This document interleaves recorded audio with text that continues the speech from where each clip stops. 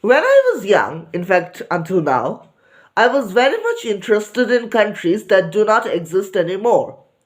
So when I visited Potishar in Bangladesh, I saw that there was a globe used by Rabindranath Tagore.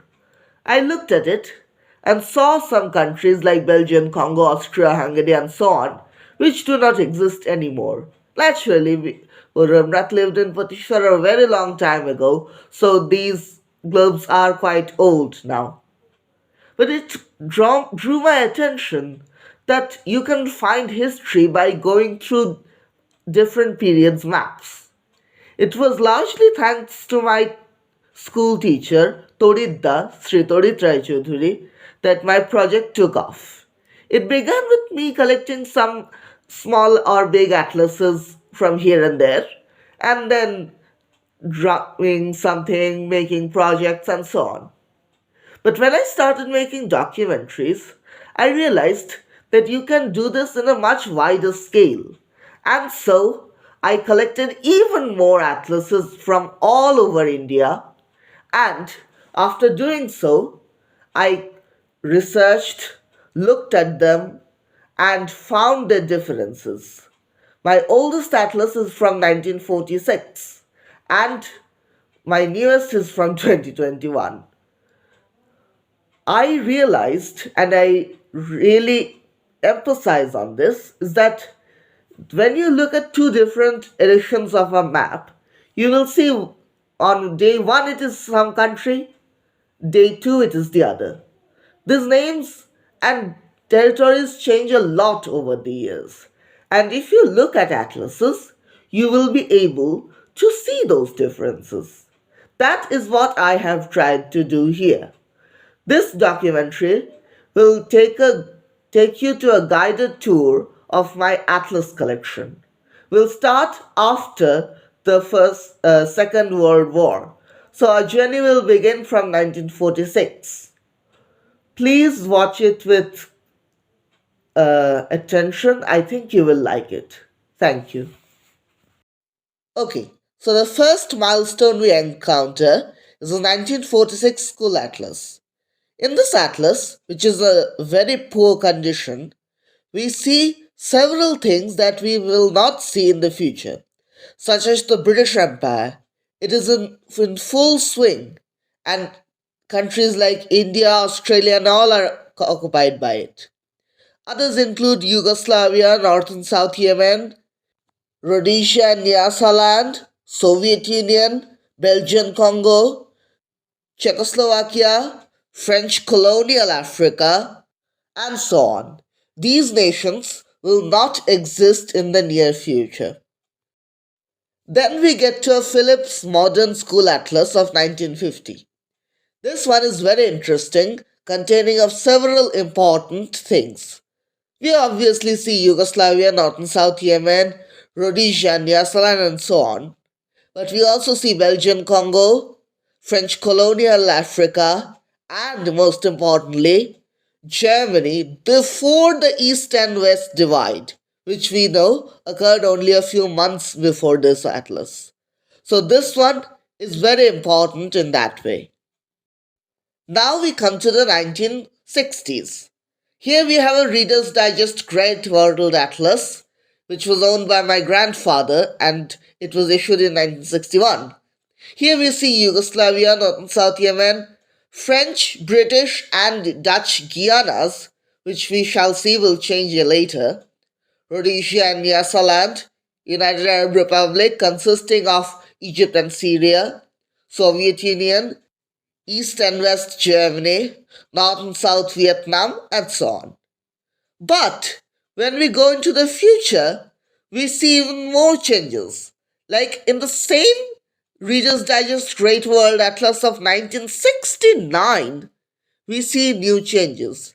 Like Guianas, the British Guiana has turned into simply Guyana, Dutch Guiana has become Suriname, and French Guiana is still occupied.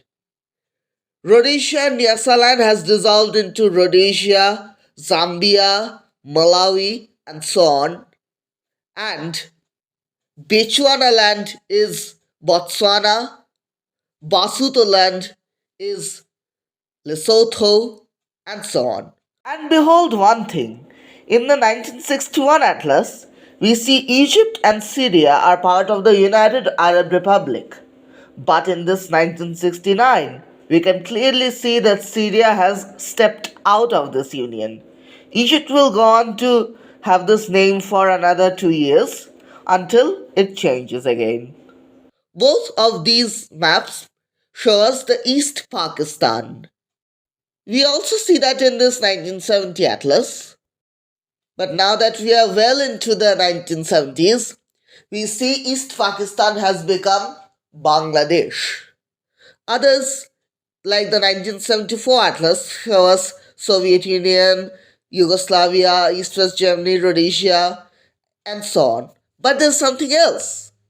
What we previously knew as French Somalia has now become a sort of independent state but under French possession, that is the Afars and Isas. We also see them in this 1975 and 76 atlases. And as you know, in the future, these areas will be known as Djibouti. But in this 1975 and 74 atlases, we see another nation which has changed in the future.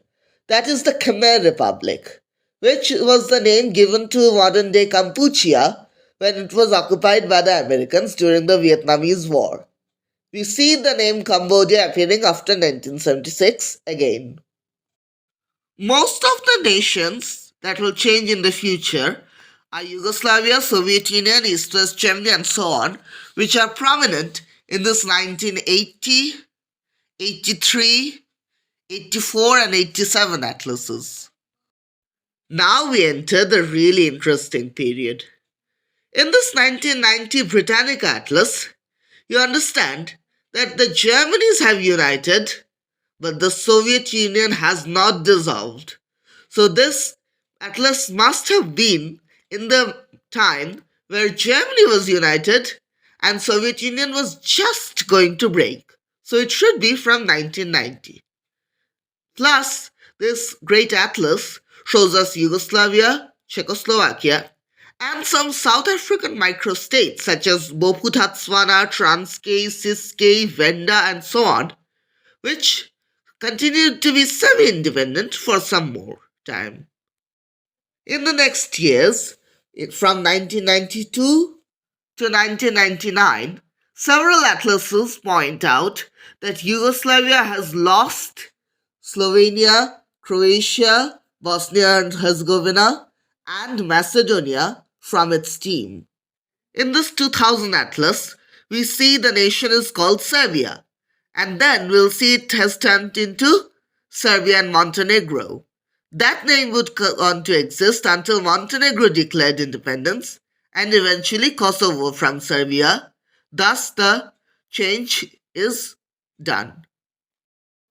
Czechoslovakia dissolved in 1993. The Soviet Union fell on 1991. Sudan broke into two, into North Sudan and South Sudan in 2011. And finally, our last changes.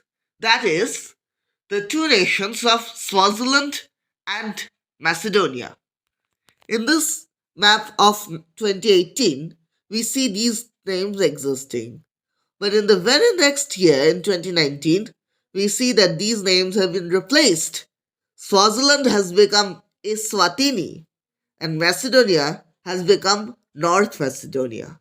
And after that, in every maps from until then to now, you will see that the names Eswatini and North Macedonia have stuck.